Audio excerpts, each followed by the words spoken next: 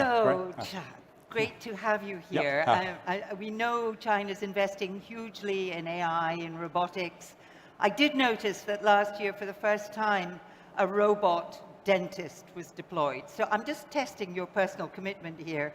Would you have your teeth drilled by a robot dentist? Yes, I think today might be the starting point of a serious robots.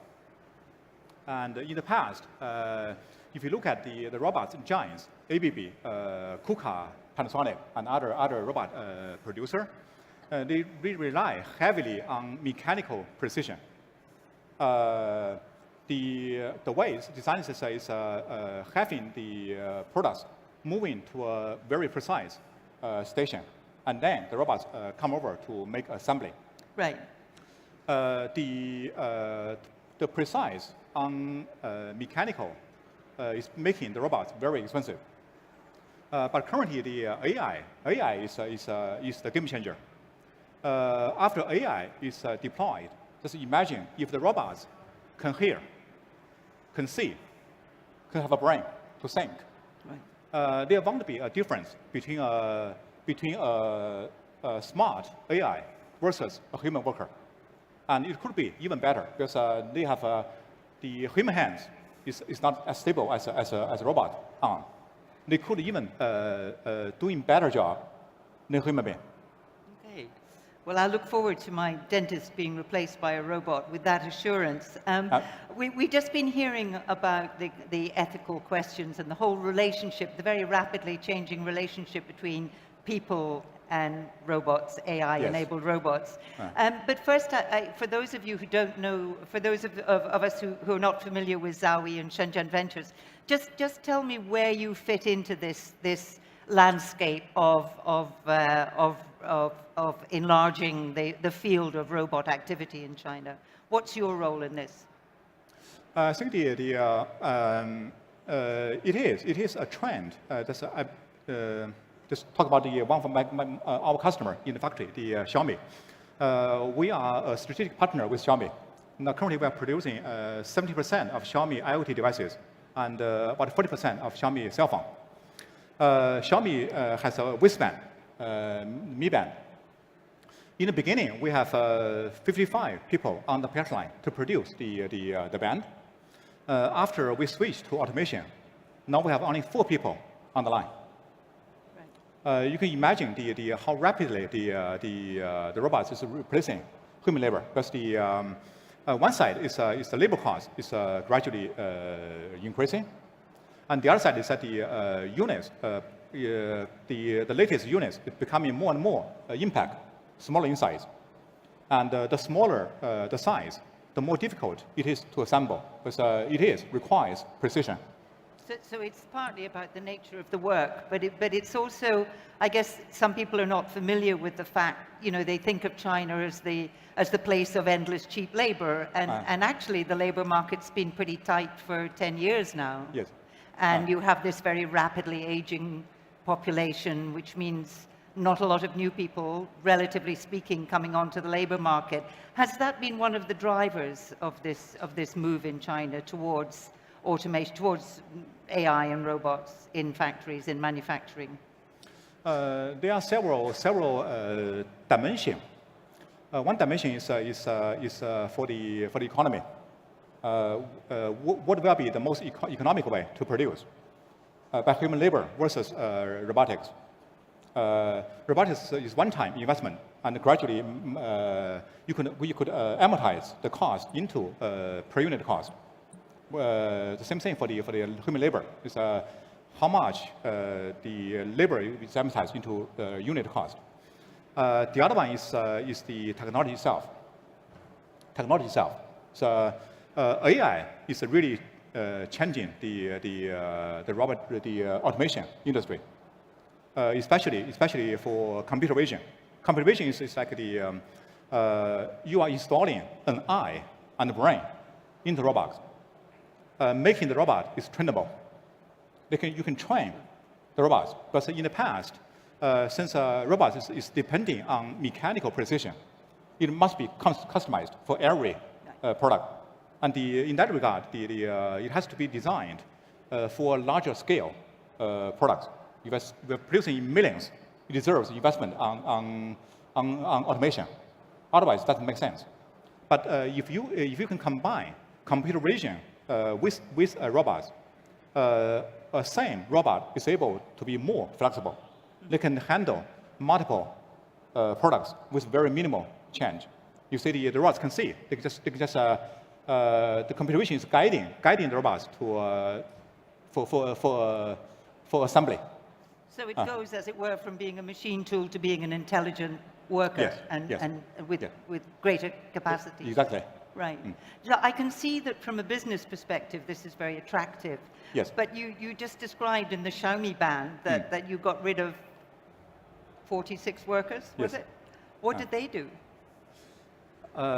Actually, that's a very big question. My own guess is that in the next 30 years, my guess is that 80% of the work will be replaced by robots. I mean, not only in the factory. In every industry we're talking about, service, agriculture, and other category. That question is actually not only applied to our factory or other factories. It applies actually everyone sitting here. Imagine 30 years later, 80% of the people will be laid off. What they will do? If you make another thinking that in the past half a century, the industry has been migrating, starting from U.S. After World War II. U.S. is the most powerful industry country, and gradually the industry migrates from Japan to Korea to Taiwan to China. And now after the labor cost in China is gradually picking up, industry is starting to migrate, moving to Southern Asia and other undeveloped countries. But in the past, the migration is driven by cost, by labor cost. It flows to the area that can provide the most cost-efficient labor. But after the robotics is adopted, that may change. If 80% of the work could be replaced by robots, the migration of industry may go to the other way. Instead of going to developing country, it may go back to developed country. Because they have the capital to invest in the kind of technology that will remove their labor costs. And that's not true of most developing countries. Their capital is in their cheap labor, right? Capital is one side. The other side is technology itself. Because for labor is cost. But robotics require technology. And in the era of robotics, what people need is a skilled, educated technician to maintain and design robotics. Okay, so that raises a number of very big questions, clearly. Yes. So there's the question of the labor force, which is made redundant by the arrival of the machines. There's also the question of the rich country, poor country, because, as you say, one of the means that poor countries developed, including China, yes, was in low-wage manufacturing. If that no longer happens, are we likely then to see both within societies the gap between rich and poor widening because there are so few jobs for people, but also between rich countries and poor countries? That gap could also widen. Yes, yes. I think in the next 30, 50 years, we may witness a dramatic change in technology and also our society's structure. Just think loud. If robotics is changing the migration path of industry, and the industry will stay in developed country, go back to US, go back to Europe, and what will be the poorer developing country will do? Okay. And the other side is if 80% of the job is replaced by robotics, it may create the same problem in developed country. say US, Europe, and all the routine work we are making now, like restaurant service, the staff in a retail store, if they can all replaced by robotics and AI, what will happen? So if you look at the Chinese economy overall, it's always said that you need to create X million new jobs for people coming onto the labor market, and that's a very important element in stability, in social stability. Here you are proposing to abolish 80% of jobs. In my experience, that causes trouble. What kind of trouble do you anticipate, or do you think trouble can be avoided? The trouble might be that if you look at the history in 18th century, what happened in UK in the first industrial revolution, workers are destroying, burning machines because machines are taking their job. Who knows? It won't be happen again. But eventually, the evolution of technology will bring a new balance. I don't know what will be, but somehow, if we look at the history, every major penetration on technology will create a severe problem on jobs, economy, and also society. But pretty soon, a new balance is reached. The good side is that if AI and robotics can really come, production efficiency will be improved dramatically as well, which means the machines, robotics, might be able to generate enough wealth and living material for everyone in the world.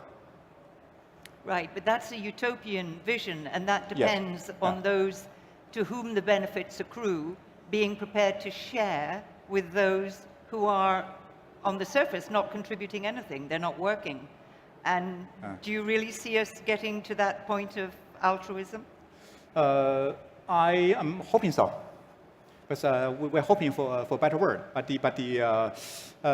like it or not, the robotics plus AI will be changing the world, the whole world. It might be on the good side. It might be on the bad side. But regardless whether it's good or bad, we have to be prepared for its coming.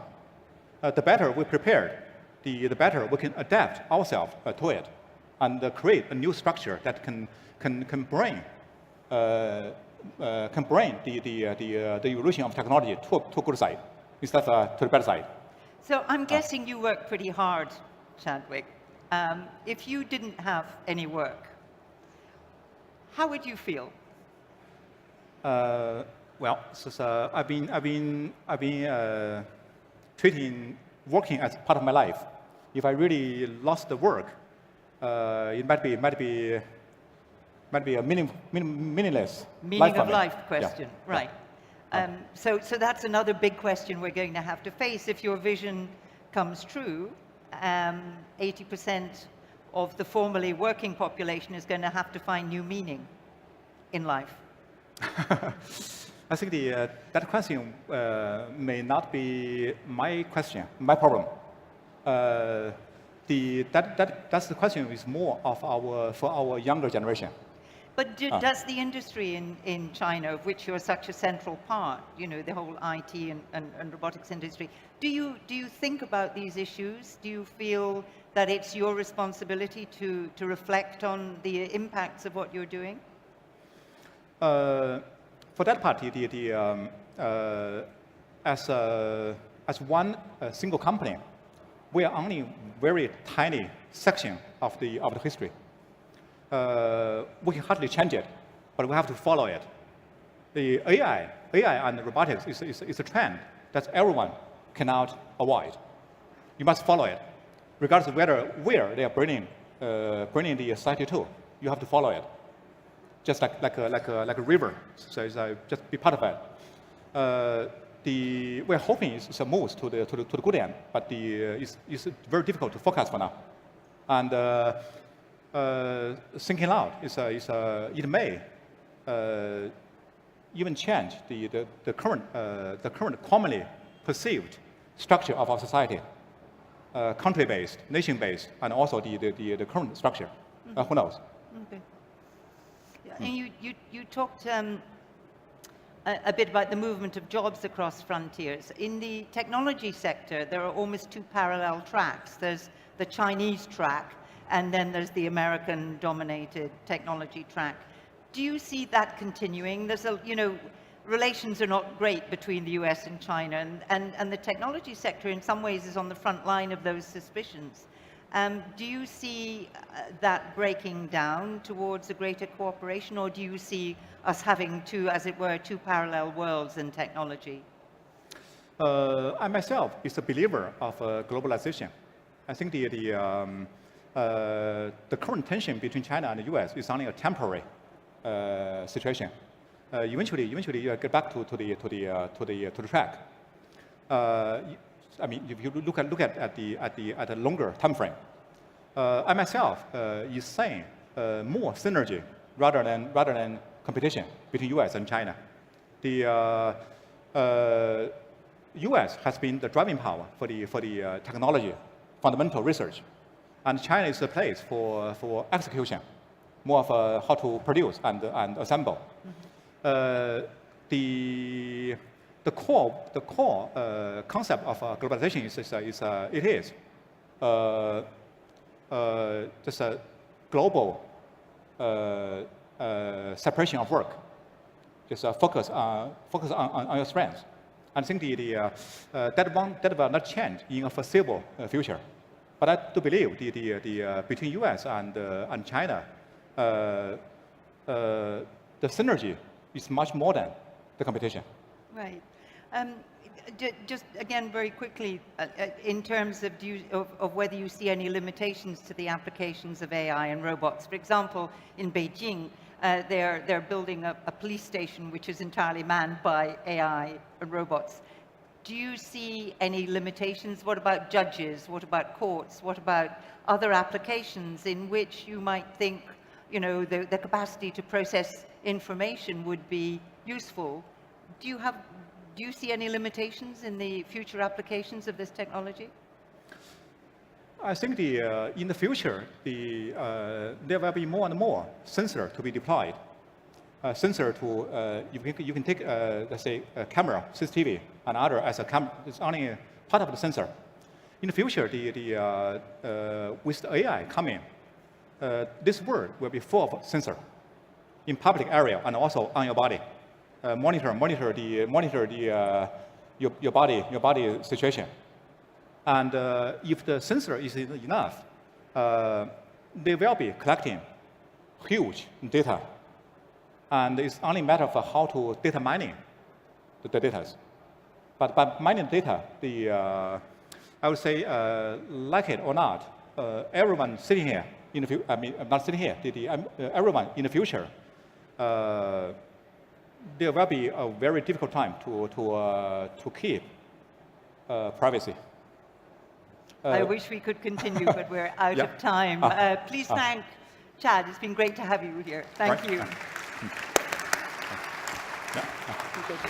Up here.